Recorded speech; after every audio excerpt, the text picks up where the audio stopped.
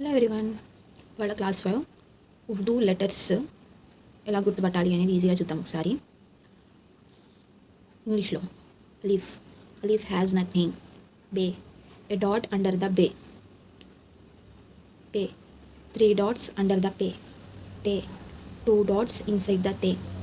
టే, 4 dots inside the టే. సే, 3 dots inside the say.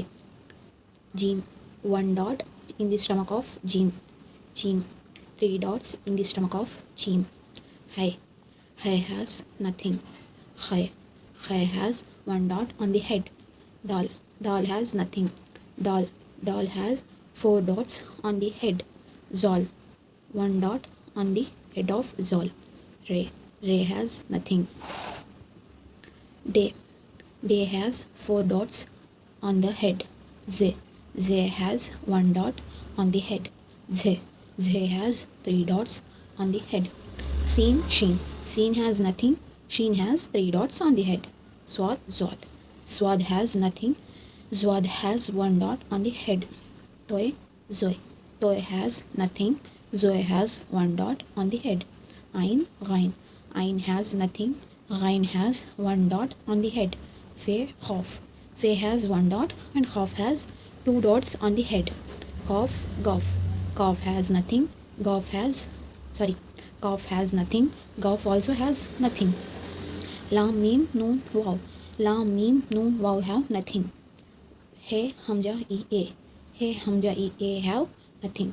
Okay, ఇది వచ్చేసి డాట్స్ మనకి ఇక్కడ బేకి, పేకి, తేకి, టేకి, సేకి, జీమ్, చీమ్ అండ్ హై, డాల్, జాల్, డే, జేవ్, జే, సీన్, సీన్కి లేదు, షీన్, జాద్, జోయ్, గైన్, ఫే, హాఫ్.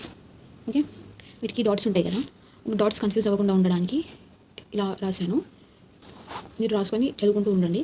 అండ్ చదవడం కంటే మీరు ఇవి ప్రాక్టీస్ చేస్తూ ఉంటే ఇంకా బాగా గుర్తుండిపోతాయి. మెయిన్ ఈ డాట్స్ వల్లనే మనకు ఈ ఉర్దూ లెటర్స్ అనేది గుర్తుంటాయి. అండ్ ఇక్కడ టేనే 4 dots ఇన్సైడ్ దట్ టే అన్న కదా, ఇది ఇలా ఉంది కదా సింబల్, దీన్ని 4 dots కింద కన్సిడర్ చేస్తాము.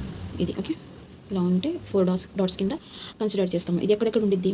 టే అండ్ డాల్, డే, ఈ 3కి 1 2 3, ఈ 3కి 4 dots అని గుర్తుపెట్టుకోండి. రాయడం మాత్రం మనం 4 రాయకూడదు.